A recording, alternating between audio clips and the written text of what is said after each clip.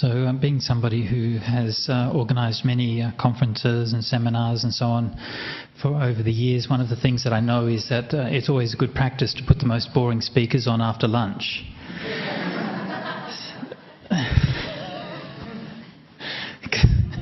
Because then you give everybody that nice opportunity to have a bit of a rest and they can sort of just doze off while the talk's on. So don't worry, I won't feel offended. Okay.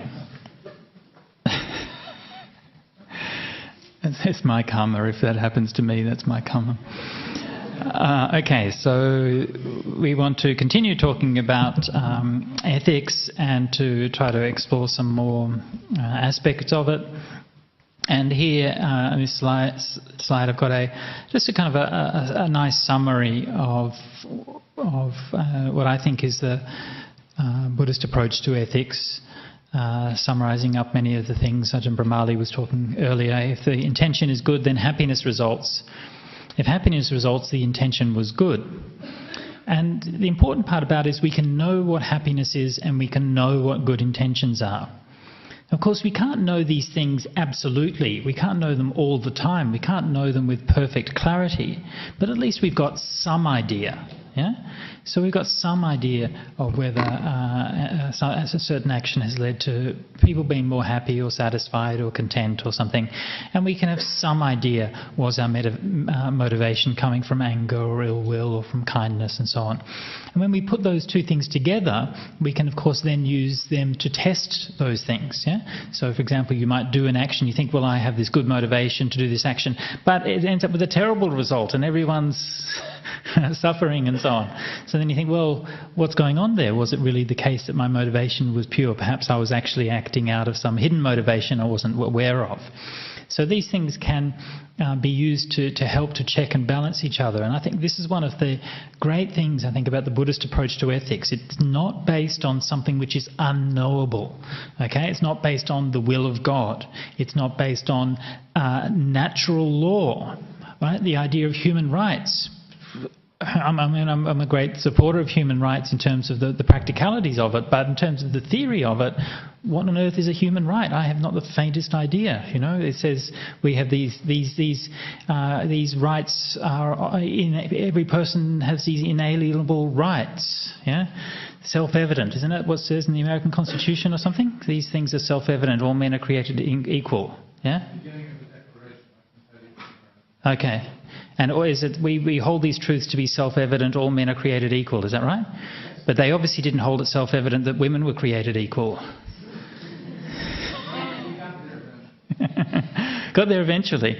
But, you know, it's interesting how it shows what's self-evident to somebody is far from evident to other people. So human rights, yeah, again, it's great to support human rights, but the theory of it, it's not based on anything which actually is empirical. It's just based on an idea. Whereas the Buddhist approach to ethics is based on that reality that you can experience, the happiness and sadness. You can know that in yourself. You can know it to some degree in others. And you can know your own intentions, and you can know your own the intentions of others to some degree, not completely. So to me, this is one of the great things about Buddhist ethics. Okay, so now I'm going to talk a bit about... Yeah, Danya.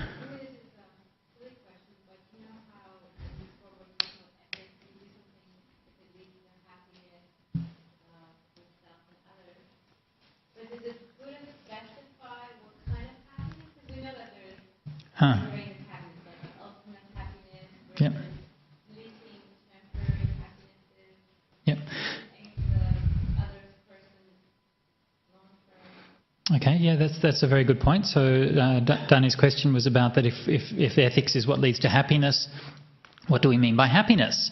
And of course that's a very good point, and this is again I think one of the great aspects of the Buddha's teachings is that he not only talked about the ethics, but he also gave a very profound and insightful psychology of what happiness actually means. This is something when I've studied Western philosophy, we studied utilitarianism. Utilitarianism is a similar idea that what is good is what leads to the greatest happiness for the greatest number. There are different formulations of it, but it's something like that. Of course, once you've defined ethics in terms of happiness in that way, you then have to provide a definition of happiness. And that's something which is proven much harder from a Western perspective to actually define effectively what happiness is. We discussed this in one of my philosophy tutorials, and the tutor was saying, well, if I believe in utilitarianism, am I going to derive more happiness when I go home tonight from reading a book on philosophy or from going out and getting drunk? He says, well, actually I derive a lot more pleasure from going out and getting drunk, but I think that reading a philosophy book's a better thing to do, right? So we have to have some more meaningful understanding of what happiness is. So the Buddha gave quite a detailed analysis of that, and we'll be talking more about that during the course. But for example, we have the kama sukha, the sensual happiness, right? Which is the easiest kind of happiness to get, but the least worthwhile form of happiness. But it's still happiness, right? It's still better than not having it, right? It's better to have a nice meal than to not have a nice meal, but it doesn't matter all that much in the scheme of things. And then you have the happiness, for example, of the Buddha called abhyaseka sukha, which is the blameless happiness that comes from keeping precepts. Right? So this is a more subtle kind of happiness, which may or may not be a kind of feeling. Yeah? You think about that. If you keep your precepts, sometimes you might do a good thing and you actually feel happy. Right? You're in a good mood afterwards. You can say, well, I have a happy feeling. But sometimes it might not actually be a happy feeling. You might not actually be in a good mood, but you still, in a sense, have a sense of contentedness or satisfaction that you've done the right thing, right? Even though you might not describe it as actual happiness. But this is also a more subtle form of sukha, of happiness. And then other forms of happiness, like the happiness of samadhi in meditation, the ultimate happiness of nibbana, and so on. And so that obviously plays into this particular formulation, that when we're thinking about what the happiness is the outcome, then we should be aiming for what is the most profound form of happiness. What's the most subtle form of happiness? And so one of the features of the Buddhist path, if we're practicing it properly, is that happiness grows and develops through the path from relatively ordinary, straightforward forms, and gradually builds on and conditions and becomes deeper and more profound as we keep going.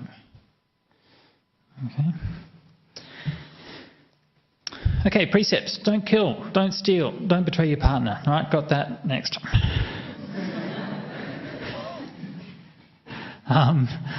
Maybe you should say a few things more of this. Okay, so in these precepts I'm summarising what the Buddha called the dasa kusala kamma pata, right? The 10 skillful ways of action, of karma. And these dasa kusala kamma pata are very similar to other formulations, like the 5 precepts, the 8 precepts, and so on. But they're more framed in terms of ways to live, rather than specific precepts that shouldn't be transgressed. And this is similar to the point Ajahn Brahmali was making earlier about the idea of positive ethics, something to aspire to. And you actually find this mentioned explicitly in the suttas in a few places, where the Buddha says, I didn't have to admonish my monks and tell them do this and do that, but it was enough for me to do it, and then they saw that and they would emulate that example, so they would follow my example. So as long as the Sangha was practicing well, then there wasn't any need to be laying down lots of rules and so on. So these dasa kusala kammapata are more in the sense of principles to follow and to develop through your life, rather than necessarily precepts as such. And when we see how they're described in the sutta, so I'll just come over to have a look at the sutta itself.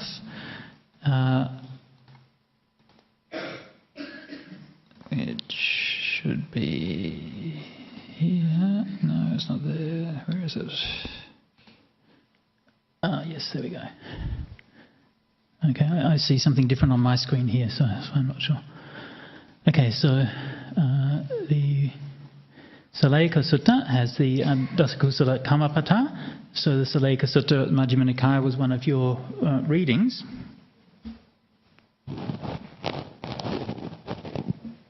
I won't go through the whole sutta, but just notice here we have the parallels for the Saleka Sutta. one parallel in Chinese, another second parallel in the Chinese Samyukta Agama, and the Vairāñjika Sutta in the Pali. Next Pali Sutta also is very similar. So in the Saleyaka Sutta, so you have to excuse me, I have to turn my head because again I can't see the what's on the screen in front of me. The Buddha speaking to the householders of Sala, the Brahmin householders of Sala, and they asked a question of why do some beings go to heaven and some beings go to hell. Now, an important point to make here is that even though the idea of rebirth and good destinies and bad destinies and so on is very basic in the early Buddhist texts, but the Buddha did not hang his ethics off a belief in rebirth. Okay, there are many reasons for doing good and refraining from doing bad. Okay, some of which pertain to future lives, but many of which don't. Many of which you can see for yourself in this very life. So in this question, it's not the Buddha who's saying you should keep these ways of action because it will lead to a good rebirth or bad rebirth. He's saying he's responding to the questions of the Brahmin householders. And his answer is that when they live conduct in accordance with Dhamma. Now, this might seem a bit obscure, like what is the point that the Buddha is making here, but put yourself into the Brahmins' points of view. Their point of view is that you go to heaven by practicing the Vedic rituals. Okay, and you go to hell if you don't practice the rituals properly. Right? That is what the word karma meant before the Buddha came along and redefined it. Okay, karma is the rituals that you perform. So the Buddha is making a radical shift here by saying karma is what is your intention, what is your behaviour. And then goes and outlines the kinds of behaviour, 3 kinds of bodily conduct, 3 kinds of verbal conduct, 3 kinds of mental conduct. And I'll just skip over the sort of the negative side and just go straight on to the positive side. 3 kinds of bodily conduct. Someone abandoning the killing of living beings become ones who abstains from killing living beings. With rod and weapon laid aside, gentle and kindly, he abides compassionate to all living beings. So again, you can see so formulated so clearly here this idea of a positive ethic. Okay, it's not merely I'm not going to kill, but I'm going to live compassionately for all sentient beings. Isn't that a wonderful thing? That's not just a precept to keep, but that's something to aspire to in our life. You know, it's curious that it's become so ingrained in the Buddhist tradition that, you know, the precept is I'm going to refrain from this, I'm going to refrain from that, I'm going to refrain from that. In modern times, you have someone like, say, Thich Nhat Hanh, the famous Vietnamese teacher, who's developed his own set of precepts where he's sort of phrased the precepts in a positive way, right? Which, terrific, but it's already there, right? You don't actually have to reinvent that. That's actually what the suttas say. And they actually phrase it in this positive way much more often than they do just in the bare way of I'm going to refrain from this. This is the normal way that precepts are presented right throughout the suttas. Okay, so similarly, abandoning taking what is not given. Abandoning sexual misconduct, of course, is an interesting definition here. He becomes one who doesn't abstains from sexual misconduct, doesn't have intercourse with such women as are protected by mother, father, brother, sister, relatives, as have a husband, as entail a penalty, and those which are garlanded in token of betrothal.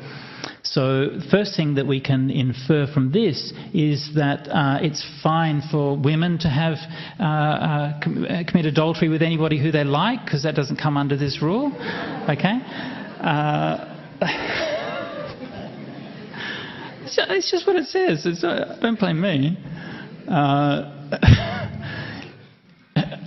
And okay, so what it's talking about this idea of protection. So again, it's not talking about doing anything in particular, right? Ajahn Brahmali was talking about S&M earlier, and then we have arguments about homosexuality and all of these kinds of things. None of that has anything to do with Buddhist sexual ethics. What Buddhist sexual ethics is to do is to not betraying somebody. And in this case, what's mentioned is that in Indian society then, during her life, then a woman would be considered to be often under the protection of somebody else. Obviously, in the case of children, that's still very much the case today. And in many cases, if they're either children or they're married, and there's some kind of arrangement like that, then it would be a similar situation today. One interesting point to notice there in terms of social history, if you look at the later Hindu Dharma Shastras, the Manusmriti and other Dharma Shastras, they always say that a woman must be under the protection of a man for her whole life. As a daughter, as a girl, she's under the protection of her father. As an adult, she's under protection of her husband, and in her old age, she's under protection of her sons. Whereas here, actually, she can be under protection of her mother or her sisters. Right? So there's no idea that a woman has to be under the protection of a man at all times. So some woman who's in some kind of situation, or someone who's in some kind of situation where they're under guardianship, as entail a penalty, would obviously mean something like underage or something like that, or those who are engaged to be married also. So the idea is that one isn't breaking some vow or some law or something like that. So I think we can all see that causes a lot of harm, right? And causes a lot of suffering. Okay, so similarly, when we come on to the speech, we can see that there's very positive presentation of speech. Interesting that the precept on wrong speech is defined specifically as wrong speech in a legal context, right? Which is obviously a very strong context of wrong speech, right? It's considered to be not just bad but illegal to lie when you're in the courthouse. With malicious speech, he said it doesn't using malicious speech, but one does not repeat elsewhere what is heard here for the purpose of causing division from these, nor does one repeat to these of what is heard elsewhere for the purpose of causing division from those. He is a reuniter of the divided, a promoter of friendships, enjoying concord, rejoicing in concord, delighting in concord. He becomes a speaker of words that promote concord. Okay, so this is actively using speech in a way that's going to be meaningful and useful. Very important to remember, something you see often disregarded in the Buddhist world. Buddhists often seem to think that not saying anything is always okay, right? Well, you can always get out of a problem by not saying anything, and being silent is always a valid choice. Well, it's not. It shouldn't be. Yeah? And I think this is often too much the case in Buddhism. And we've even been told that by people in Australian society. I remember hearing a talk by Professor Jeff Gallup. Many of you would know him. He was ex-Premier of WA and quite well known. He was one of the patrons of Jhana Grove and so on. And he gave a talk to the Sangha once in Canberra, and the theme of his talk to the Sangha was how the Buddhists in Australia need to speak more. Right? And people and politicians and people who are running Australia want to know what the Buddhist community thinks and how we feel about things and what our opinions on different issues are. But they don't know, and they can't find out. Who do they ask? Yeah? Who speaks for Buddhism, for Buddhists and Buddhist values in Australia?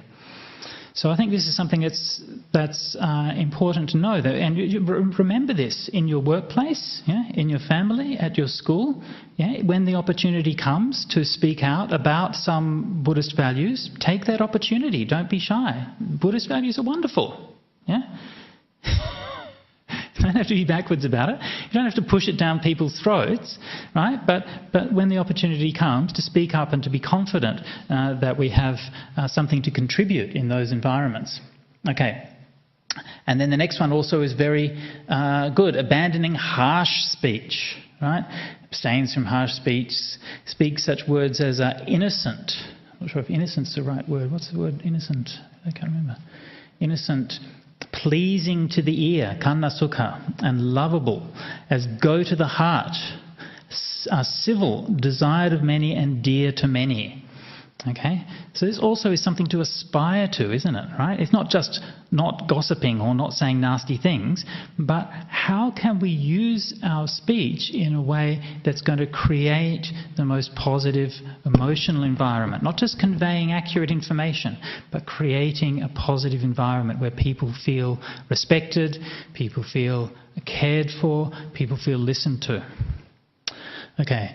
Abandoning gossip. I don't like the word gossip here. I don't think that's an accurate translation. I would say meaningless speech, something like that. What do you think, Ajahn Brahmali? Yeah, meaningless speech or silly stuff. Sorry? Idle chatter.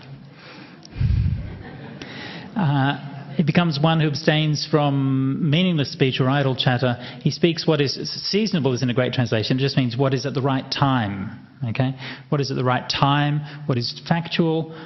What is good? What's a dhamma and what's a vinaya? He speaks at the right time. Speech worth remembering, which is reasoned, definite, and connected with the good. Again, this idea that our speech should be meaningful and articulate.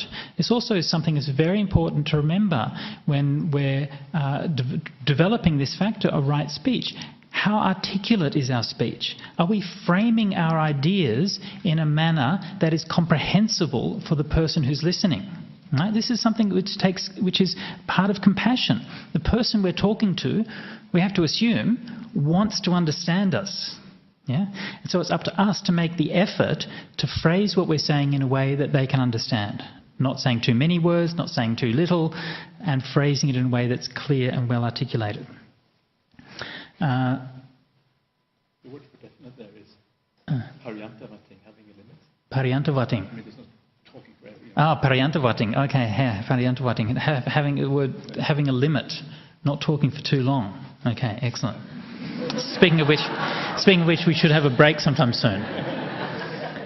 And yeah, just the thing about gossip. People often get kind of paranoid about gossip, but interesting that recent sociological studies have shown that gossip actually has a lot of very constructive functions within a society, right? And because it's how you learn about things, right? So there's nothing inherently wrong with gossip, right? Gossip just means two people talking about somebody else. But how are you talking about them? Are you talking about them in a kind way, a compassionate way, and so on? And so this again is something where we need to reflect on our motivations, and also, you can see that line of wholesome and unwholesome. One way of noticing the difference, if you're talking about somebody, right? Imagine you see somebody doing something, later on you talk with somebody else about it, and then you see that person again, right? When you see that person again, are you happy to see them?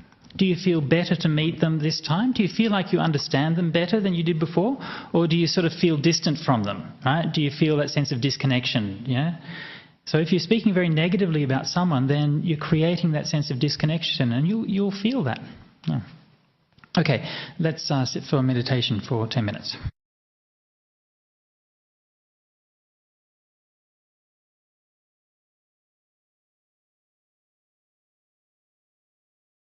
Abhisada was asking about the principle that Ajahn Brahmali mentioned just before the break, that sometimes if we apply the underlying principles of the rules, the rules are derived from underlying principles. Things like harmlessness and so on, and so the rules themselves are just generalizations. So in some cases we might make excuses for breaking the rules, and then how does that apply, especially in the case of monastic conduct, for example. One of the basic rules in monastic conduct is to be celibate, and if we break that rule then we're no longer ordained. But then somebody might come along and say, well, out of compassion, I'm going to go and have sex because, it will make her feel very happy. So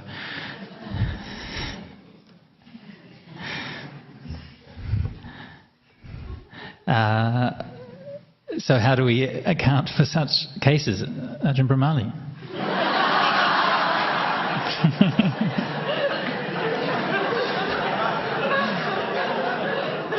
That's really unfair. Unfair? Come on, it was your thing.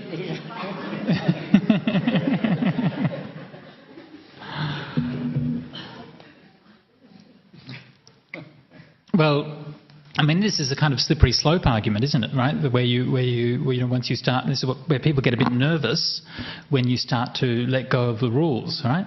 And you think, oh, well, what can happen?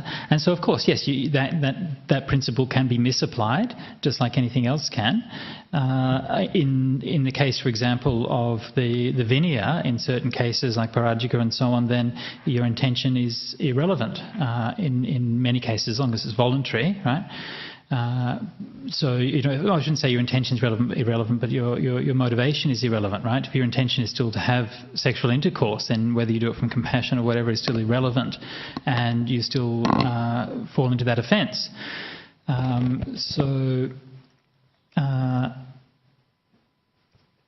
One thing which has really helped me in that regard was some studies which was done on developmental ethics, and this was something which was talked about by Carol Gilligan, the developmental psychologist, and this is based on research work that was done in the 70s.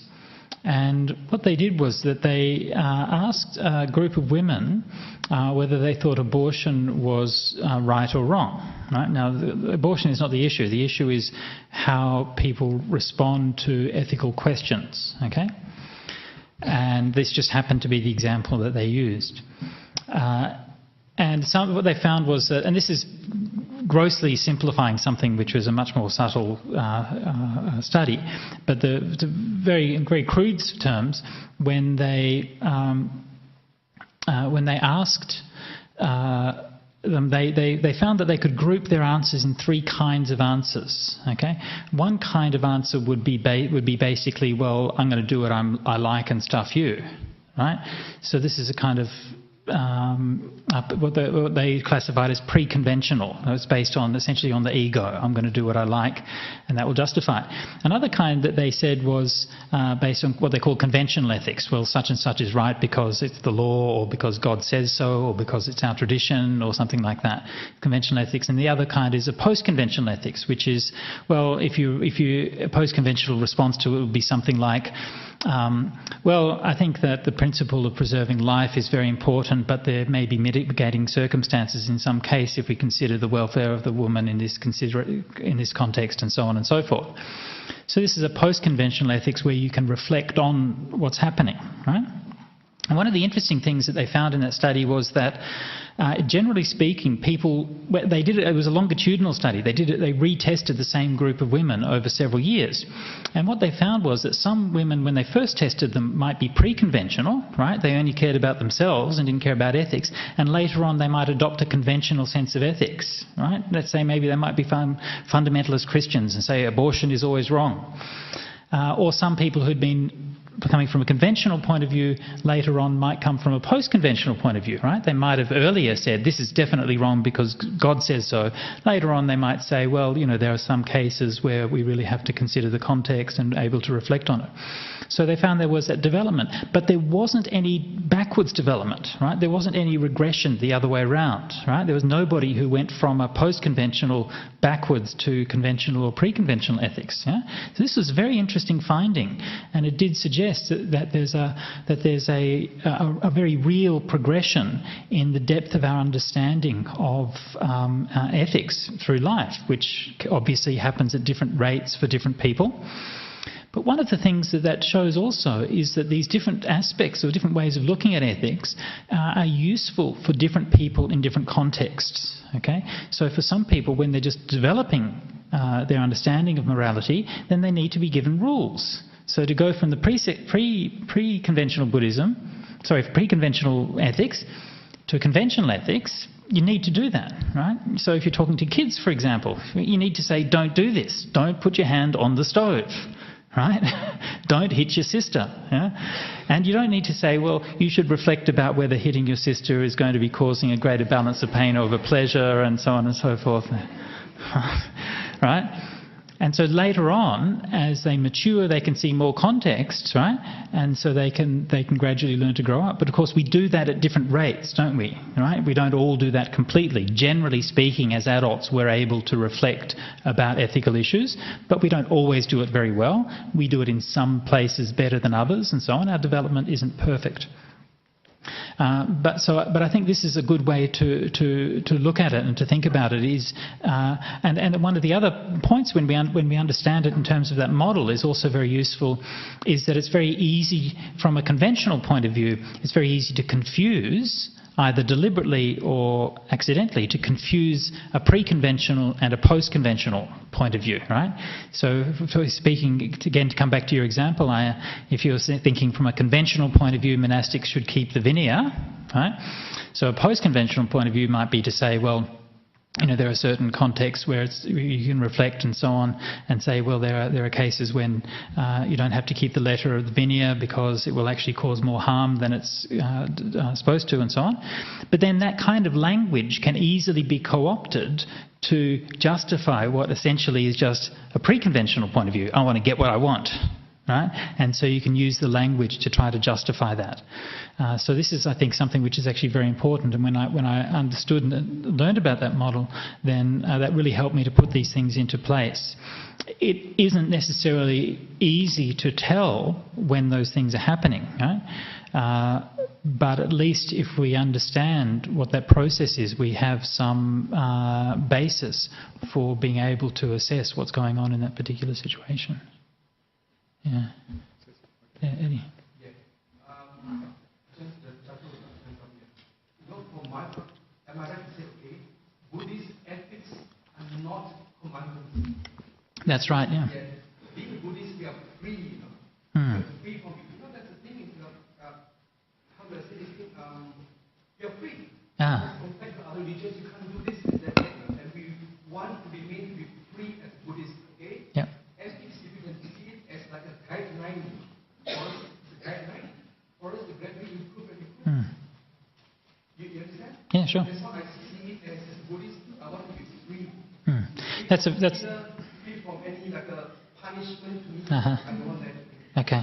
I will not punish you, Eddie, no matter how many reasons I have. But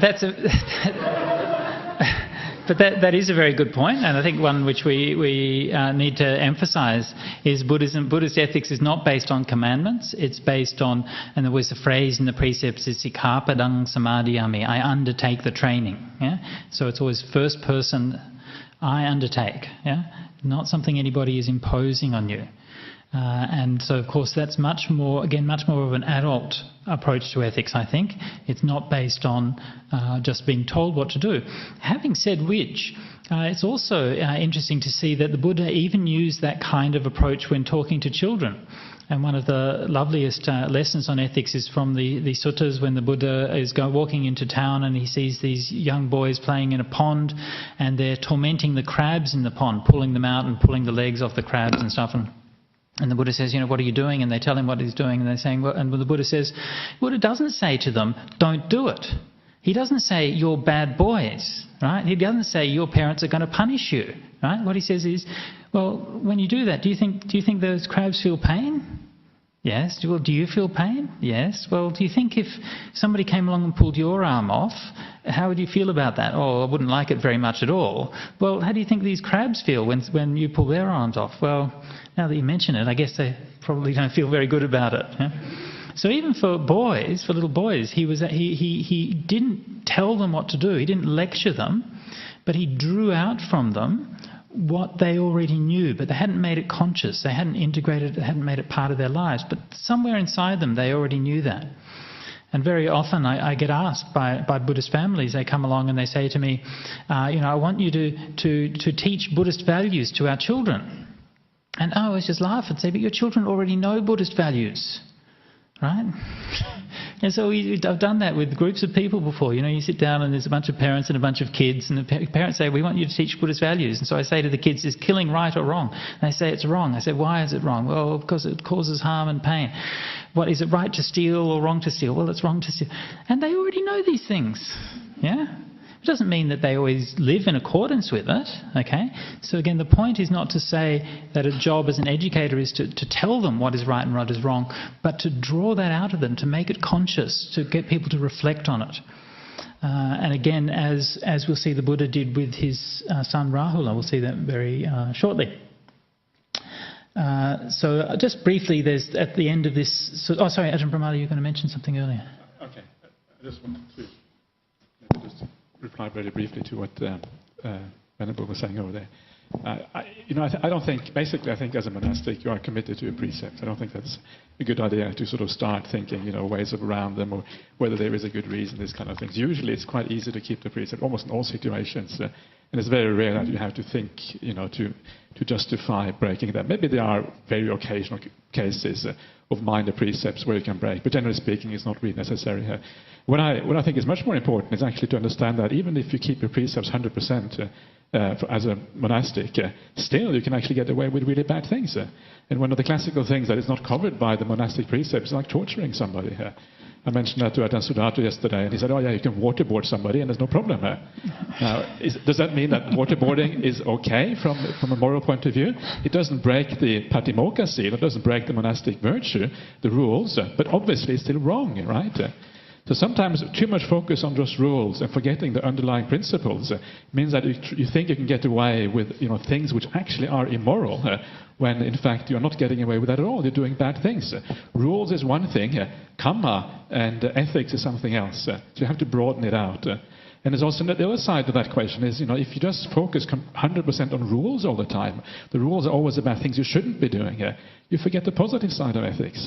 Because the positive side of ethics is never really covered by rules. The rules are always about things you shouldn't be doing. So this is the danger of focusing too much on rules, is that you forget kind of the Dhamma in it all. And the point is that the rules come from the Dhamma. The rules are not the basis and the Dhamma comes afterwards. It's all the way around. The Dhamma is primary and then the rules come. So the Dhamma is what should be the main guidance. And then the rules, okay, you keep them, but remember that they are not enough in their own right.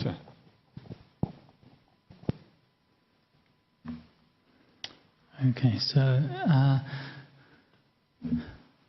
we'll just briefly, the Dasakusala Kammapada, as well as talking about ethics in the more narrow sense of behaviour of body, speech and mind, also includes mental behaviour, and these are essentially strong forms of greed, hatred and delusion. So the first one is covetousness, so one does not covet another's chattels and property thus. That what is another's were mine. So also he doesn't have a mind of ill will and wishes that may these beings be free from enmity, affliction, anxiety and live happily and so on.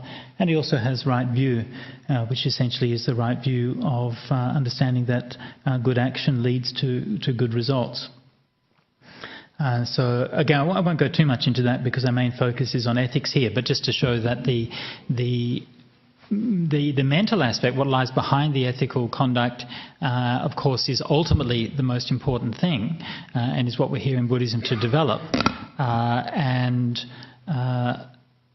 These kinds of defilements or afflictions of the mind are what drive us to commit an ethical conduct. But it's next week in the section on samadhi that we'll be more talking about the training of the mind to overcome these kinds of unwholesome motivations. Okay. So that's that one. I also wanted to look at some bit more a lovely teaching on right speech, which we find in the Kakachupama Sutta. So again, I'll just come over here and look at this wonderful website called Sutta Central.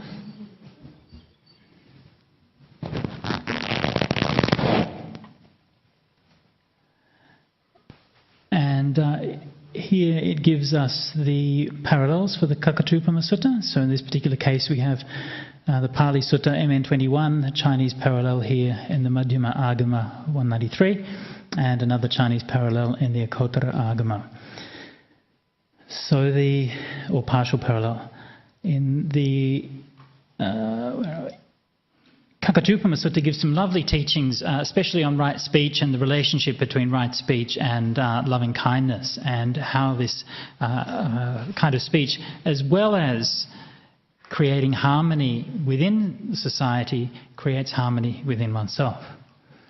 So these 5 modes of speech which somebody might use when speaking to you, speech that is timely or untimely, true or false, gentle or harsh, with a good or harmful motive, and with a loving heart or hostility.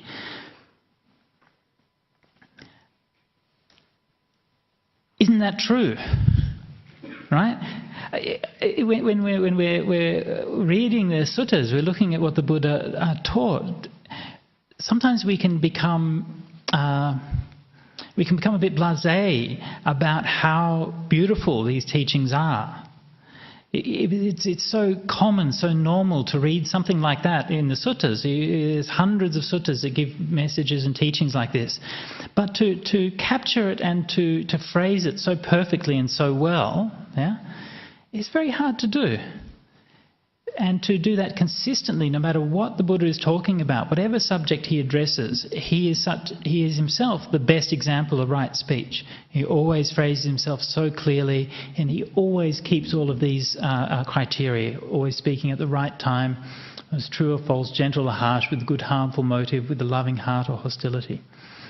And so these are very, very handy list of things to bear in mind, especially if you're in a difficult situation, if somebody criticises you or puts you down or something, then you reflect on these things before replying. Am I speaking now at the right time or in an untimely way? This is one of the main causes of conflict. People kind of blurt things out at the wrong time rather than waiting.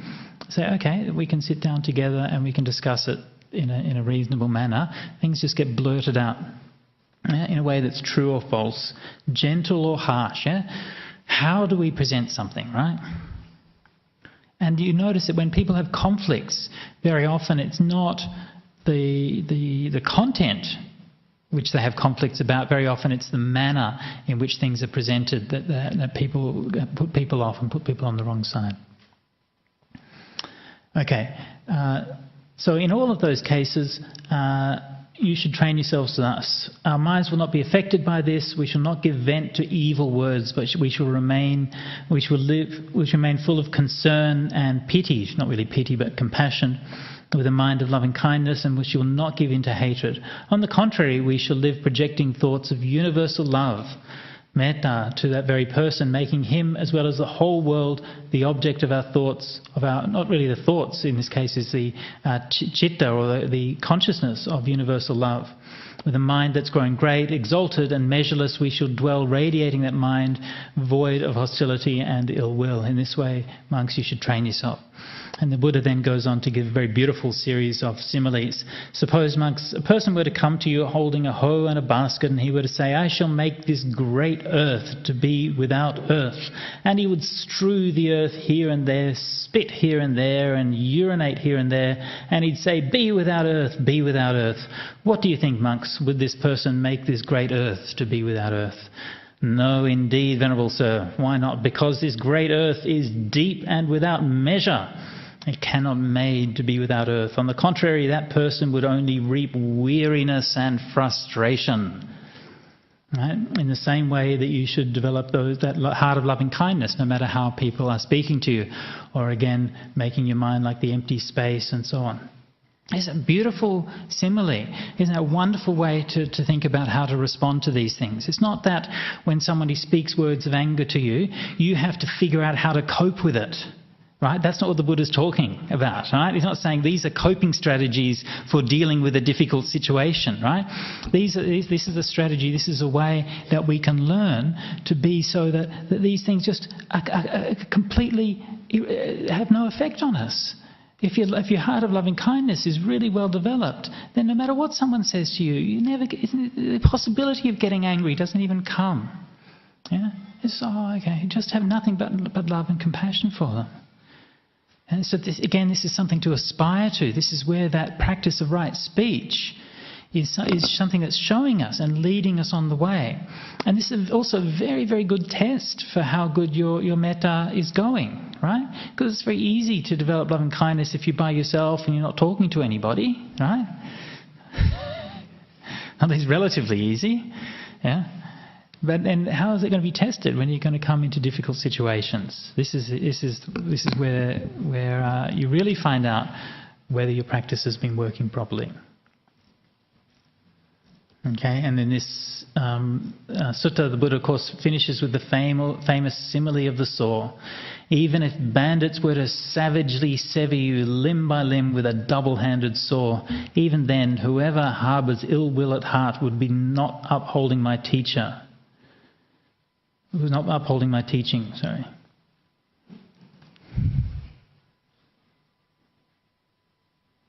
Right?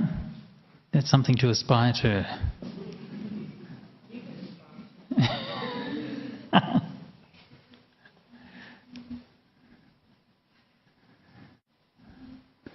So,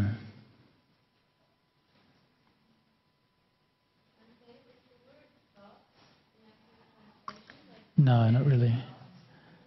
No, it's the Pali word is ceto in that case, like a heart of universal love or mind. Yeah.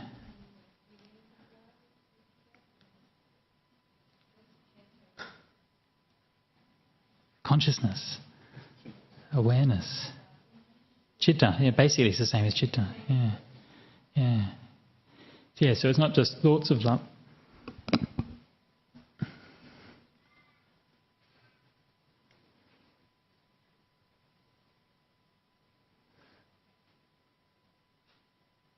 Okay, speaking of which, let's do some meditation.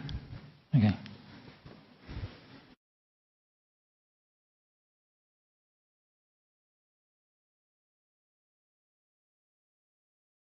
Now to go on and have a look at one of the other readings that was cited, the Ambalattika Rahulavada Sutta.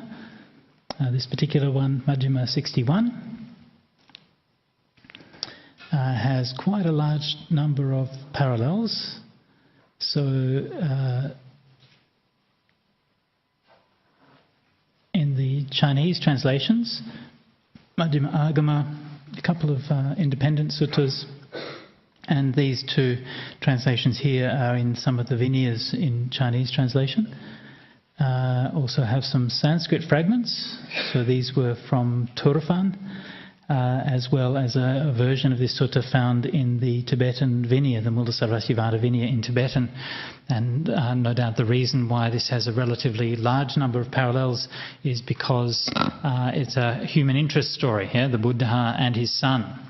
So all these stories, of course, very popular and often became included in the longer versions of the Buddha biography, the life of the Buddha. So this episode would be retold as part of that, hence its inclusion in several different places.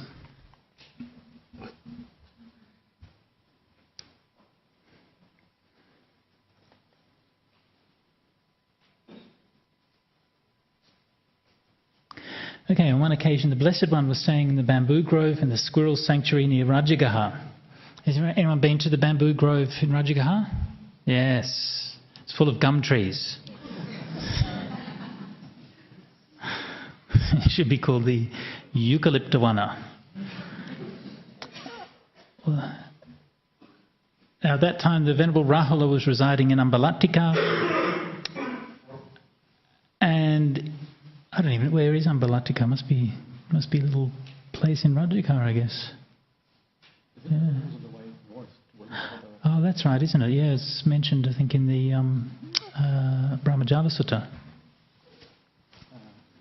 Yeah, between Rajagaha and Nalanda. Okay. Okay, so in the evening, the Blessed One, having risen from meditation, proceeded to the Ambalattika to see Venerable Rahula, who, seeing him coming from afar, got ready a seat and a water for washing the feet. The Blessed One sat down on the seat prepared, and being seated, washed his feet. Then the Venerable Rahula, having saluted the Blessed One, respectfully sat down to one side. Notice that the Buddha washes his own feet. Interesting. Anyway, thereupon the Blessed One, having left a small quantity of water in the vessel, addressed the Venerable Rahula. So he's just sat down, he's washed his feet, and now he's using the foot washing water as a lesson for his son Rahula. Do you see this small quantity of water in the vessel? Yes, Bhante. Similarly, Rahula, insignificant is and this word samanaship, I give my apologies for this. This is Buddhist hybrid English. It's not actual language. What would you say, Ajahn Brahmali? The ascetic life? Asceticism? Even asceticism doesn't really... Yeah, ascetic life, or the spiritual vocation. perhaps might even be the thing, the ascetic vocation. Insignificant is the ascetic vocation of those who are, the spiritual integrity, perhaps even, of those who are not ashamed of uttering deliberate lies. And the Blessed One threw away that small quantity of water addressed to Venerable Rahula. Do you observe that small quantity of water thrown away? Similarly, thrown away is the ascetic life or the spiritual integrity of those who live not ashamed of deliberate lying. And then do you notice this water vessel turned upside down? Overturned indeed is the ascetic life of those who are not ashamed of uttering deliberate lies. Finally, he set the water vessel upright and addressed the Venerable Rahula. Do you see this water vessel empty and void? Similarly, Rahula, empty and void is the ascetic life, the spiritual integrity of those who are not ashamed of deliberate lies. So it's interesting that the Buddha went to see Rahula and then started speaking straight away about this particular topic. Did he have a reason? Right? Had Rahula been a naughty boy? I don't know. It sort of doesn't tell us. But, that kind of lesson, you wouldn't forget it, would you? Yeah? The Buddha's again speaking to a young boy, he's using this example which is going to really drive home the point that he's making in a way that merely just telling him not to lie wouldn't work.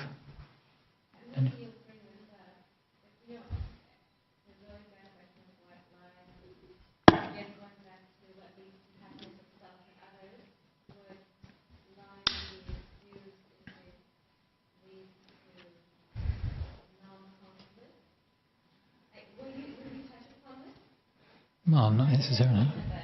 Well, so the question is, are white lies okay if they lead to non-conflict? And the answer is no. There's no such thing as a white lie in Buddhism.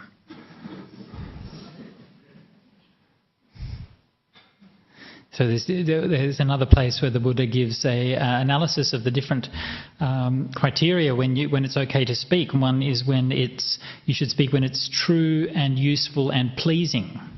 Okay, then you should say it at the right time. But if it's true and useful, right, but not pleasing, then you can still say it if need be. Yeah? But if it's true, I think if it's true and useless, I don't think that there's an opportunity for saying it. And certainly if it's not true, then you shouldn't say it. Yeah, if it's not beneficial, yeah. Then there's no right time for saying it if it's not true and beneficial. Yeah.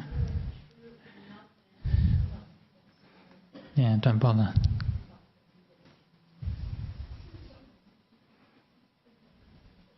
So the thing with white lies is that we think, it's all based on delusion, basically. It's based on this idea that, you can get out of causing yourself a bit of suffering or someone else a bit of suffering, but you end up always causing more problems in the long run, right? Basically, that's what always happens, and it's much better just to be honest. Yeah, this white lies just comes from lack of courage, basically. Yeah.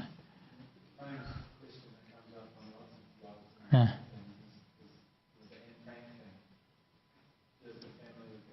Uh-huh.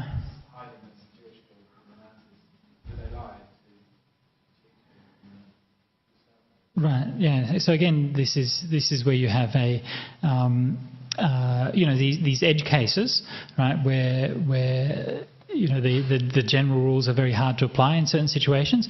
Almost all the time what you find is that there are ways of saying things where you're not actually lying, but where you're not necessarily giving away the truth as well. Yeah? However, obviously, if you're talking to professional interrogators, they're probably used to picking up those kinds of things.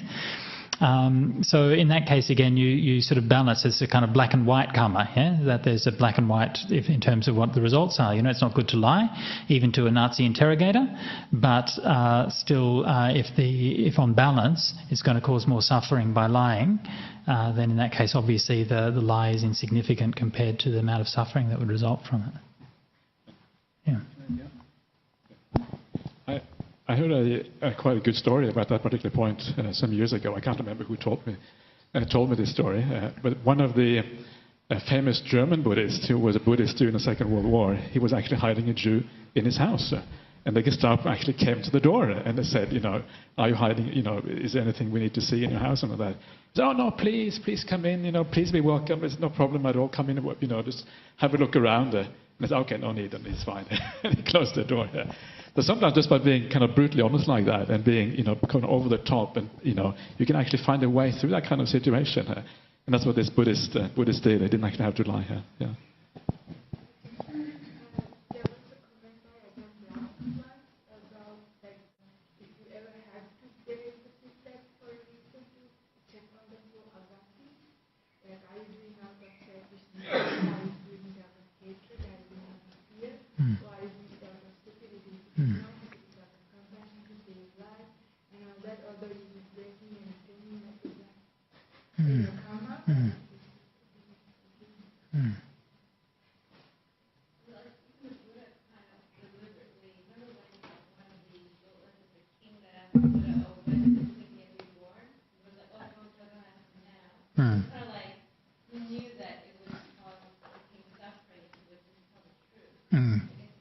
Yeah, so that in that case, the Buddha's talking to King Pasenadi, and his queen had just passed away, and she'd been a very good queen, a very good woman, and was destined for a very good rebirth. But she'd done one bad deed, and so she got born briefly in a lower realm for her bad deed.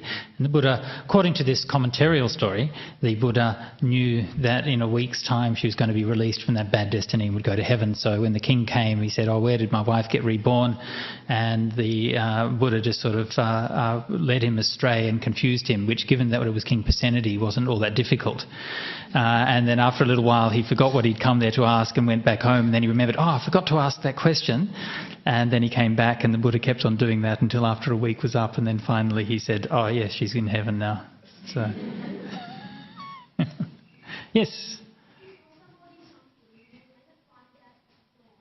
Yep. No. If you genuinely believe that it's the truth, okay, then it's not lying. When you lie, and this is one of the things, actually we'll come on to that a little bit later when we're looking at how the Buddha taught Rahula, that he said, you have to know beforehand that it's that what you're saying is false. Of course, sometimes you speak in good faith, you think that it's right, but actually it turns out later that it's wrong. So in that case, sometimes you have to be big enough to admit it. Yeah, I thought it was right, but it was wrong. Yeah? But that's also a reminder that we should be cautious about what we say to be true. If we don't have good reason to believe it, then maybe we can say, well, I think this is the case, I believe it's the case, it seems it's the case, but unless we're really sure about it, then not to insist that it is the case. Eddie? All this preset thing, lying, we have to use our wisdom every day to approach in different situations. As long as we don't hurt people's feelings, we don't hurt ourselves, okay? At the end of the day, say if you would know it, if you're a follower, if something wrong, you would know it.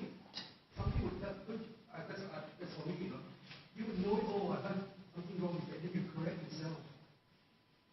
Instead, you don't have to be a freak, like athlete's freak. What you have used, it's a guideline for you. You follow it, yes, as much as you can. But don't have to blindly, follow that 100%.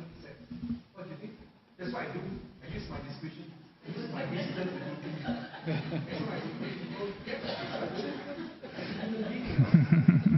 That's me, I might be wrong. But then in the books, you say, oh, no, you can't do this. You can't do all these things. That's bullshit to me, sorry. I'm sorry to use the word. That's getting too much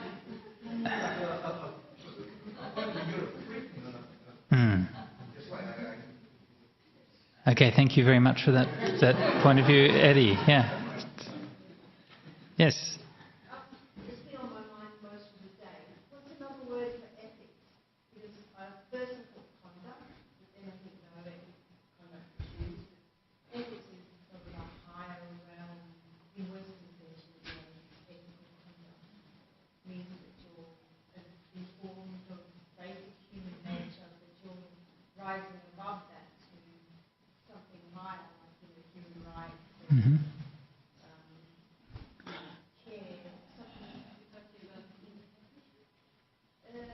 I think ethics, the way I sort of think of ethics, is sort of like a higher realm, higher level of thinking. Really? Oh, we're definitely aiming lower here.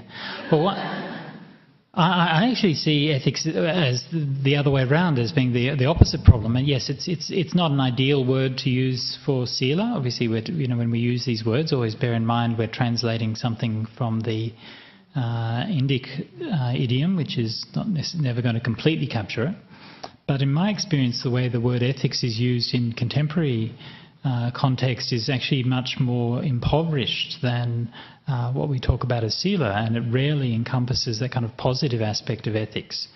A few years ago, I sat on the ethics committee for the Royal North Shore Hospital in Sydney, Human Research Ethics Committee. So we had to oversee the sort of ethics submissions for all of there was actually 2 Human Research Ethics Committee in that hospital, but for a whole bunch of human research proposals, medical proposals. So there was anything from like cancer research to sort of behavioural studies and surveys of people and the services they're using at the hospital and all kinds of things. And there was a number of people who were sitting on the committee and evaluating these things. And I did it because I was interested in ethics and I wanted to learn how these things happened. And one of the things that I found was that, it was all very kind of middle class. It was all very kind of, well, is somebody going to be offended by the wording of this phrase in the approval form for the ethics? It wasn't like, is it okay to chop people's hands off and sew them back on again or something like that. But it was all about these kind of basically not offending anybody. That's really what ethics was how can we get by? And that's not to criticise, it's just to acknowledge that it had a very limited aim. The limited aim was to say, well, there are all these people who have an interest in what we're doing, who are potentially harmed by it, and is this going to potentially upset anybody or cause any harm or anything like that? But when it came to actually what I thought were more important ethical issues, then I felt that there wasn't any scope to actually even bring them up. Right? That wasn't part of our remit. For example, one case that came up and made this very clear was there was a proposal for research on a particular cancer cure.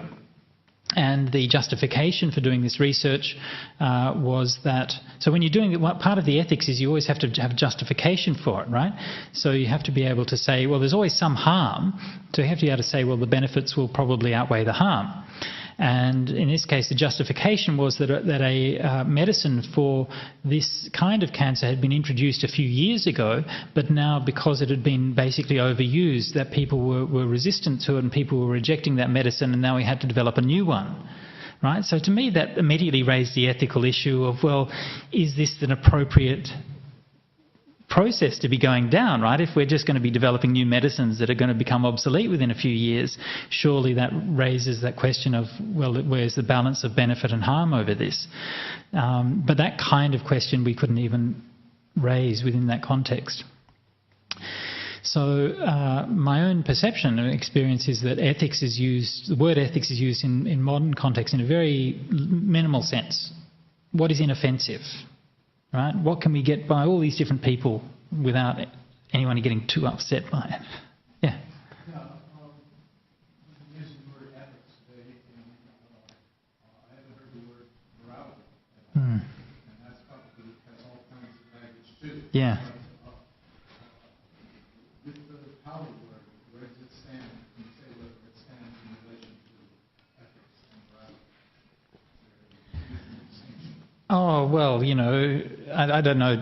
I don't make any particular distinction, but just morals always has this kind of connotation. Well, the connotation is a bunch of kind of dried up old men telling people what they can't do. I mean, this is the kind of idea of has that implication. So we tend to use ethics as a more neutral or secular term, I guess. Yeah. I mean, often they translate sila as virtue, which in a sense is quite good. Conduct also, I think, is quite good. Even behaviour sometimes is quite good. Yeah. Yeah. Okay, so the Buddha going on his discussion with Rahula, and again speaking to a young boy. I don't know how old Rahula is at this age, but it's obviously still not really grown up. And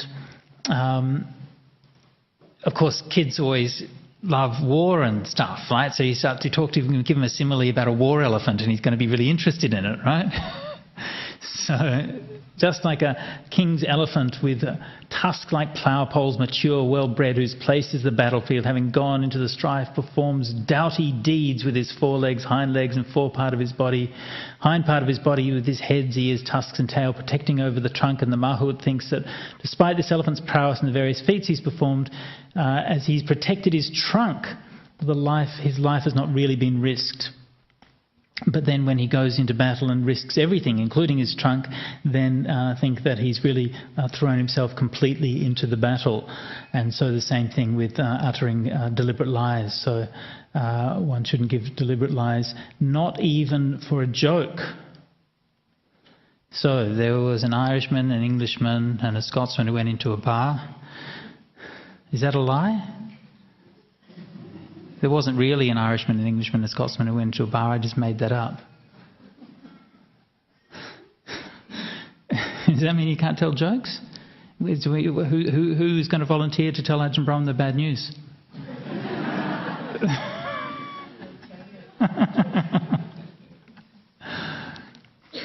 So again, this comes back to the question that was asked earlier, whether if you say something that's to be wrong, that later turns out to be wrong, is that a lie? And that's not a lie. But one of the other thing that's being brought up here is that one of the basic ideas of a lie is that you're deliberately creating a false belief in another person, or trying to create a false belief in another person. So in that case, if you're telling a story or telling a joke or something, if you're not intending for them to believe it, then of course this is not lying in that sense. And the kind of lie that it's talking about here, maybe if you're in the monastery and you tell another monk, I just saw your kuti, it was burning down, and that monk runs along panic to see his kuti and it's not burning down, you think, ha ha ha ha, something like that. You've deliberately created a false belief in his mind. Okay, so that's the kind of thing monks get up to sometimes. Not all that often, I have to admit. Anyway, moving along. Okay, what is the purpose of a mirror? And again, notice how Buddha, when he's talking to Rahula, a young kid, always using these concrete examples: the water dipper, the elephant, the mirror. What's the purpose of the mirror? For reflecting. Similarly, Rahula, having reflected, should body action be done? Having reflected, should verbal action be done? Having reflected, should mental action be done?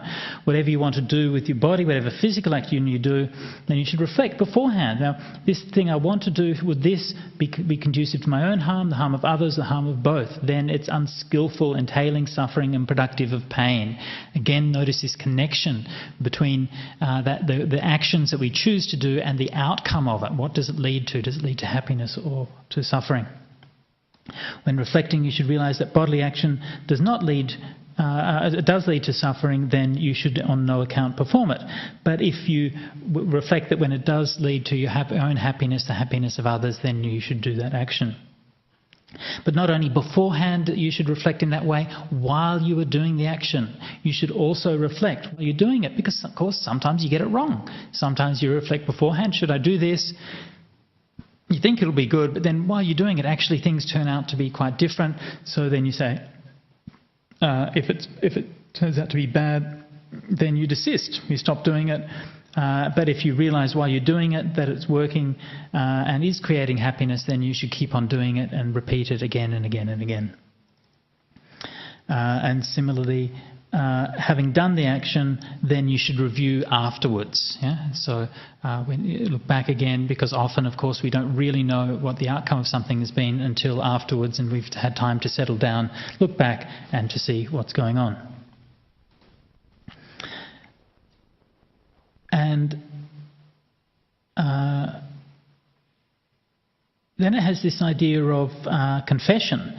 And so this is something which is part of the monastic discipline we do every fortnight as part of the recitation of the monastic code, that we will confess any offences that we have against the Vinaya. And so again, this is a very good example of what Ajahn Brahmali was talking about, the shift from a kind of concern for people's intention and their behaviour to a concern with merely keeping rules.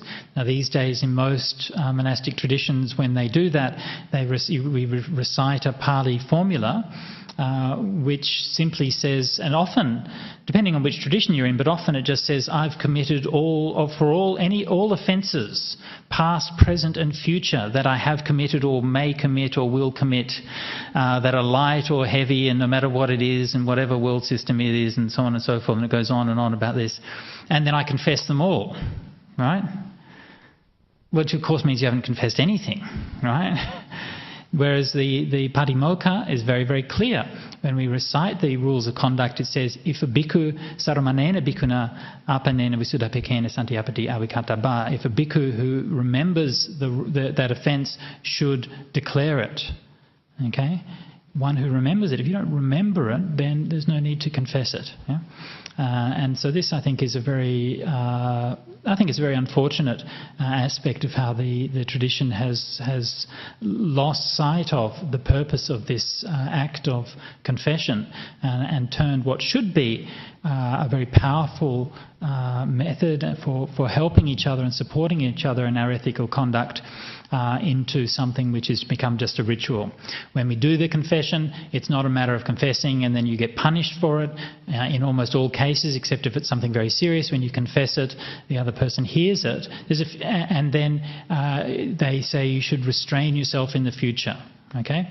It's very, very important. It's not about punishing, it's about acknowledging it, and I will restrain myself in the future. Ayating sangvarisami.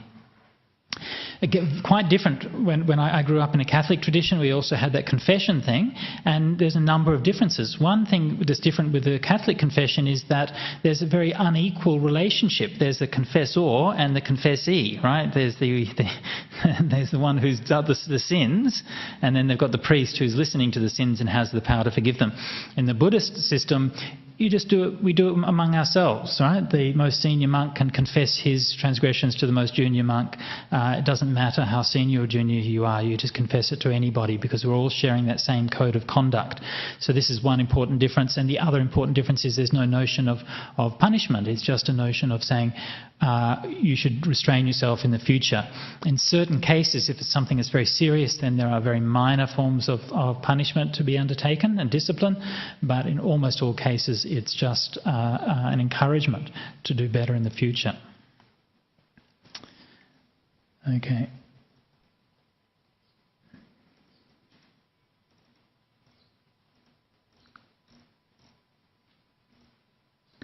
Okay, so then the Buddha finishes off, whatever samanas and brahmins in the past, the present and the future purified their bodily, verbal and mental conduct, they all did so by constantly reflecting on their conduct in this way. So then Venerable Rahula rejoiced in his words.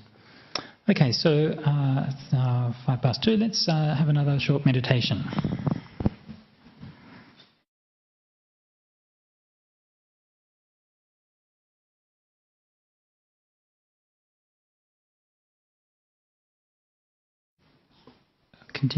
Continue just by rounding off some of the points from this afternoon's discussion and today's discussion.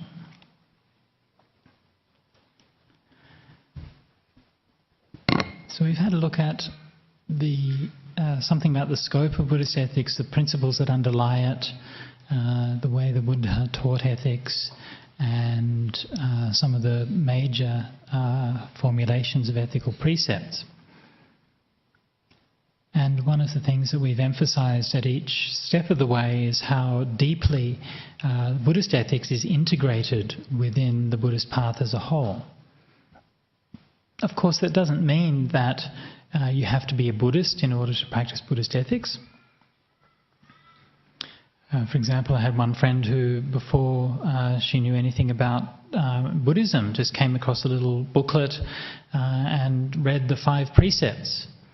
And she thought, wow, that's really good. That makes a lot of sense. So she just started keeping the 5 precepts. Didn't know anything about Buddhism or anything like that, but just that made so much sense. So you don't have to be a Buddhist to appreciate the ethics, either the principles or the precepts of Buddhist ethics. But the full meaning of the sila, of the ethics, only becomes apparent and is only drawn out when it's seen in the context of the Buddhist path as a whole. Remembering that the very beginnings of the Buddhist path is a response to dukkha, right? Suffering. So we experience suffering. And when we experience suffering, then the Buddha said there's one of either two responses to suffering, either despair or a search. Okay? It's very insightful, isn't it? Yeah, two ways of responding to suffering, despair or a search. How can I find some way of escaping from it? So, of course, that escape can be either skillful ways of escaping from suffering or unskillful ways, right? You can escape from suffering by going down to the pub and drowning your sorrows. That's one way of escaping, right? But then there are skillful ways. A skillful search, what the Buddha said, kusala gavesi, right? A search for what is skillful. And if we want to follow that path of escaping from what is suffering in a skillful way, we hear the Buddha's teaching on dukkha and on the ending of suffering. We have inspiration from that. We want to put that into practice. And the first thing that the Buddha said, the first stage of that path is development of our sila, development of our ethical conduct. And that ethical conduct relates directly to that very cause that we were practicing in the first place, overcoming suffering. As soon as we practice the sila, keep the precepts, we let go of so many different kinds of suffering. Yeah?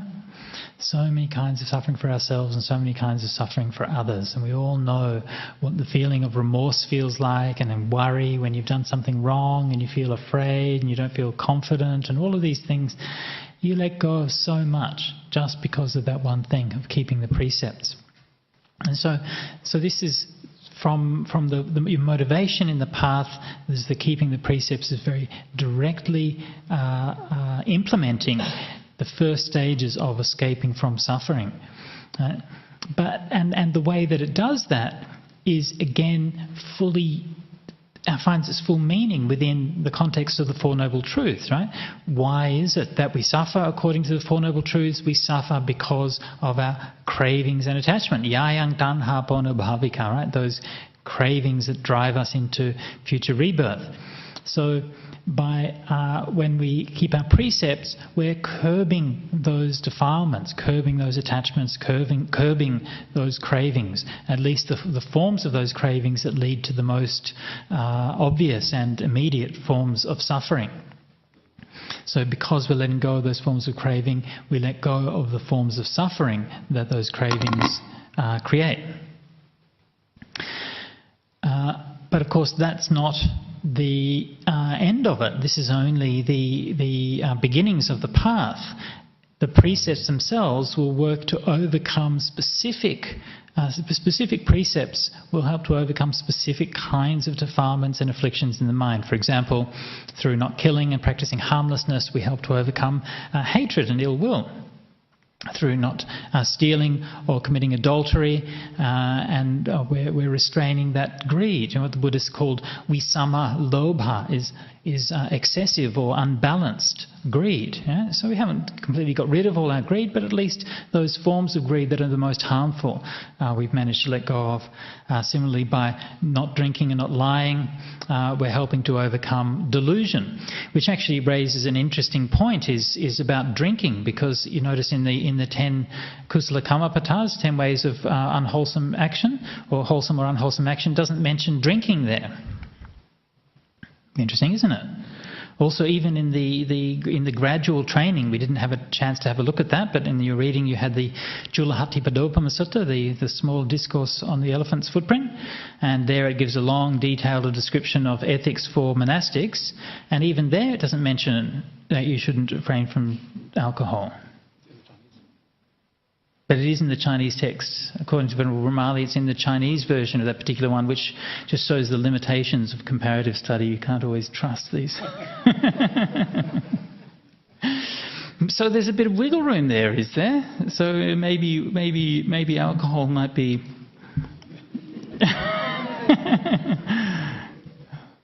Some ears pricking up in the audience. Ooh. We'll have to discuss that one over a beer. Yeah.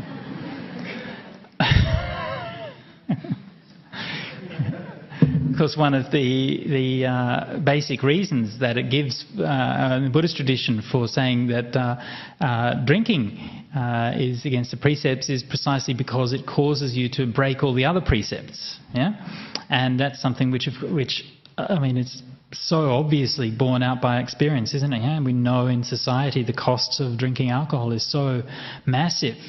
And all of those things, people lie, they commit adultery, violence, brawls in pubs and domestic violence and all of these kinds of terrible things which are exacerbated by drinking alcohol. So, another one which there's an interesting kind of bit of ambiguity in the traditions is the vikala bhojana. You say not to eat in the afternoon. So it's not one of the basic precepts, but one of the monastic rules or the 8 precepts. And it says vikala, not to eat at the wrong time, which is kind of a little bit ambiguous, isn't it? I don't know if in the suttas there does seem to be some implication that it's refraining from eating at night time. I don't know if Ajahn Brahmali has a thought about that.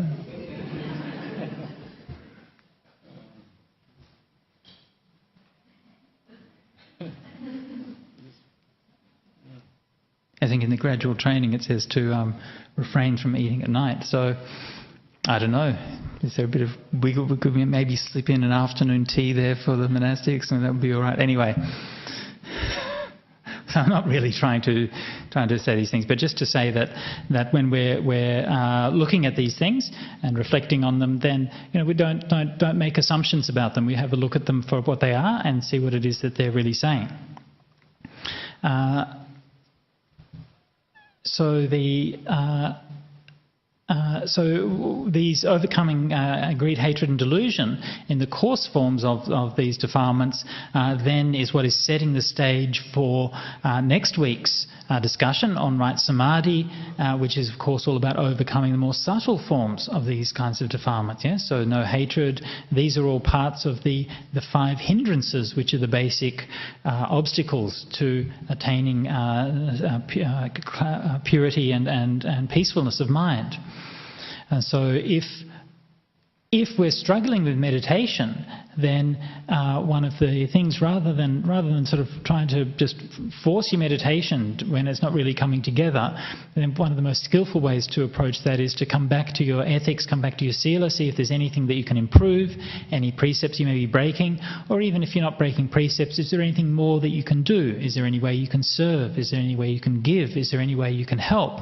And by developing your sila in that way, you're creating those wholesome states of mind which are going to be then a foundation for your ethics. For your samadhi, for your meditation. So we'll talk more about the whole aspect of samadhi next week.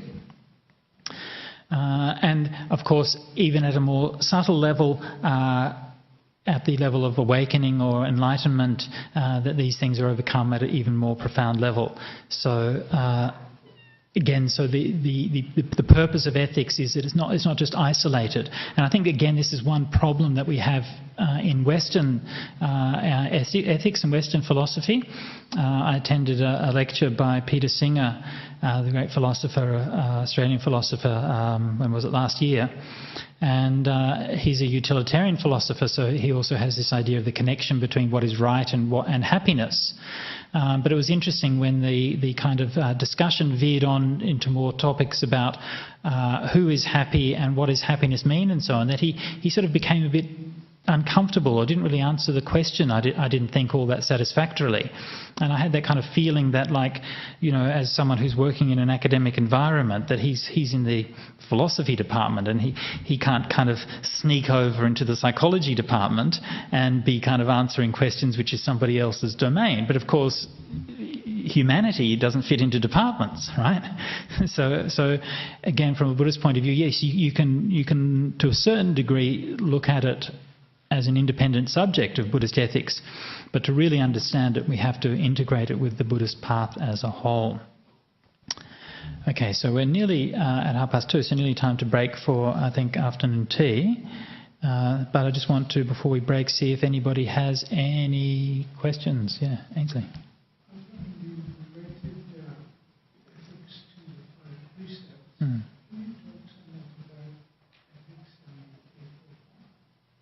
Ethics and the Eightfold Path. Okay, so the question was, we've related ethics to the 5 precepts. What about ethics in the context of the Eightfold Path? Okay, well, the Eightfold Path, of course, starts with right view and right intention. Okay, so we've talked a lot about how intention is the foundation of ethical conduct, right? So the intention of renunciation, letting go, goodwill, loving kindness, and so on. And this is laying the foundations for what are we going to do based on those motivations. And then the next 3 factors in the Noble Eightfold Path is right speech, right action, and right livelihood. Yeah? So, of course, right speech and right action being exactly the same as what we've discussed here. The one which we haven't talked about is right livelihood. And that's one which in the suttas we find is spoken about in quite a lot of detail for monastics, but only fairly briefly for lay people. And for lay people it says the 5 kinds of wrong livelihood is trade in meat, trade in human beings, trade in weapons, trade in poisons, and trade in live animals. Intoxicants. Isn't that 6 then? Or was it monks of Vanija? I think humans are living beings. Oh, is it in what 2? Is it Satta Vanija? That's just Satta Vanija. Okay. So it's trade in meat, living beings, intoxicants, poisons, and weapons. Okay, 5 kinds of wrong livelihood. What about working in advertising?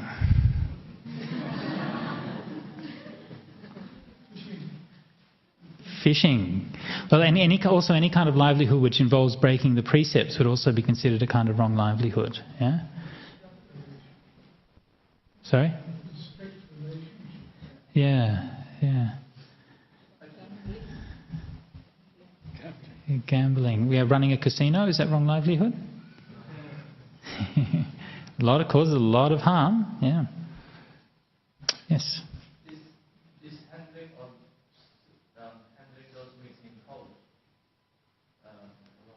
Oh, okay, so that's one of these kind of borderline areas. If you could say, well, if you're selling meat, say if you're running a butcher's shop, then that would be clearly wrong livelihood. Whereas if you're, say, stocking shelves in a supermarket, and one of the things you stock is cans of corned beef or something like that, is that also wrong livelihood?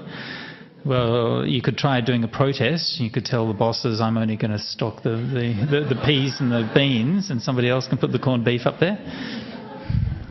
But I mean, that comes to another aspect of what right livelihood, which is, I think, important to consider. Is that, again, this idea of positive ethics. So not just what can I get out of doing wrong livelihood, but rather what livelihood that can I do that's going to be of the most benefit, right?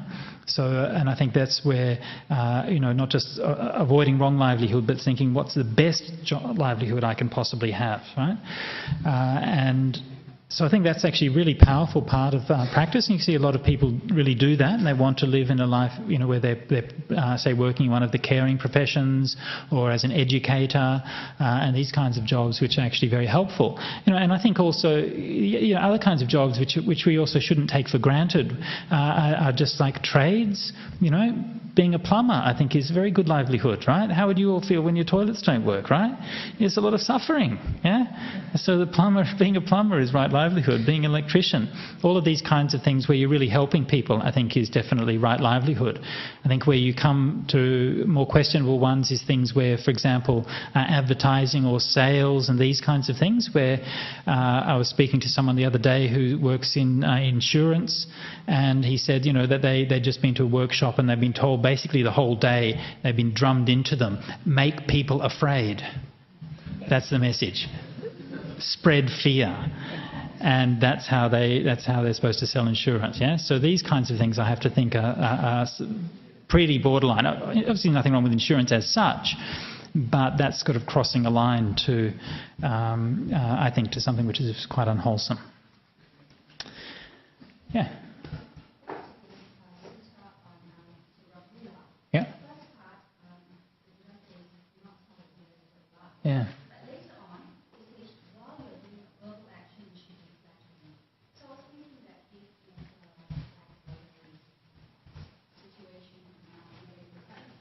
Hmm.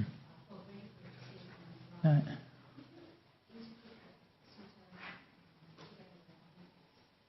I'm not sure. Yeah, okay, so the question was, can we interpret the context of reflecting while you're saying something with the idea of that, let's say you're protecting someone from Nazi interrogators. I'm not quite sure what it is that you're getting at there.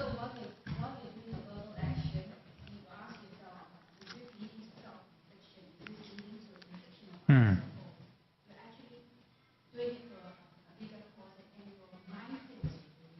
Yeah, yeah. That's.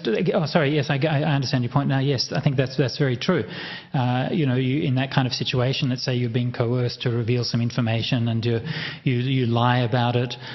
You know at that time what it is that you're doing. You know that you're saying a lie, and you know that the purpose of the lie is simply to protect somebody.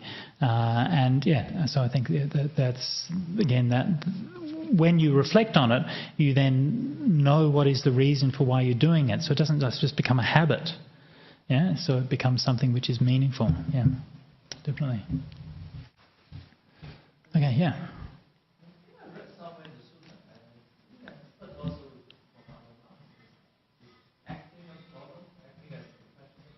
Is acting as a profession a problem? Are there any actors in the audience?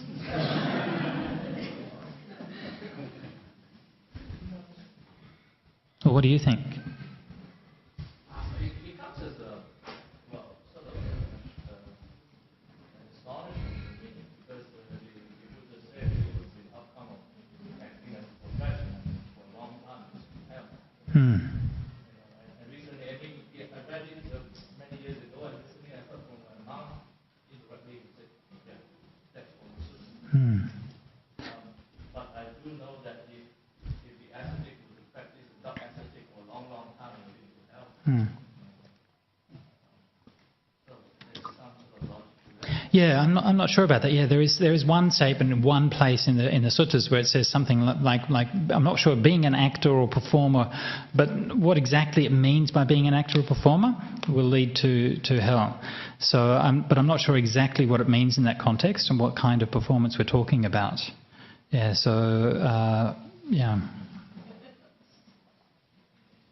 there are different kinds of performances.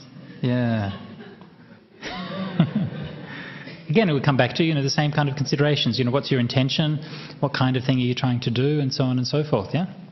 I mean, people learn a lot from actors, from films and TV and stuff like that. I mean, they often have some kind of underlying, they teach you about humanity and different kinds of people in different places and how people react and so on and so forth. So, personally, I don't think that they're inherently unwholesome, but I think that they obviously can be used for unwholesome purposes. Yeah. Just to go back to the beginning of the human rights theory as it comes from the American Declaration of Independence, I think we danced around the words after all created equal and are endowed by their creator. Certain inalienable rights. Okay. That life, liberty, and pursuit of happiness. Okay, yeah. Which I have been chewing over since I was a little boy, and still don't tend to understand primarily coming from that. I think the inalienable is important for that. And it's always been important to me. What people talk about access to the internet as the human right these days. That comes from someplace else. Right. Not theory of human rights. I think a lot of it comes from the French Revolution and from Marxism too. The idea of human rights. And probably lots of other places too. But the